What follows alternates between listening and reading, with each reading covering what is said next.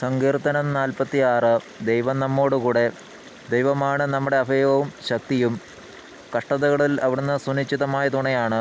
ഭൂമി ഇളകിയാലും പർവ്വതങ്ങൾ സമുദ്രമധ്യത്തിൽ അടർന്നു പതിച്ചാലും നാം ഭയപ്പെടുകയില്ല. ജലം പതഞ്ഞ് ഉയർന്ന് ഇരമ്പിയാലും അതിൻ്റെ പ്രകമ്പനം കൊണ്ട് പർവ്വതങ്ങൾ വിറകൊണ്ടാലും നാം ഭയപ്പെടുകയില്ല. ദൈവത്തിൻ്റെ നഗരത്തെ, അത്യുന്നതൻ്റെ വിശുദ്ധ നിവാസത്തെ സന്തുഷ്ടമാക്കിക്കൊണ്ടൊഴുകുന്ന ഒരു നദിയുണ്ട്. ആ നഗരത്തിൽ ദൈവം വസിക്കുന്നു. അതിന് ഇളക്കം തട്ടുകയില്ല. അതിരാവിലെ ദൈവം അതിനെ സഹായിക്കും. ജനതകൾ ക്രോധാവിഷ്ടരാകുന്നു, രാജ്യങ്ങൾ പ്രകമ്പനം കൊള്ളുന്നു.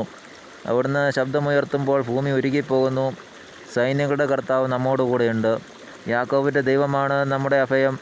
വരുവിൻ, കർത്താവിൻ്റെ പ്രവൃത്തികൾ കാണുവിൻ. അവിടുന്ന് ഭൂമിയെ എങ്ങനെ ശൂന്യമാക്കിയിരിക്കുന്നു എന്ന് കാണുവിൻ.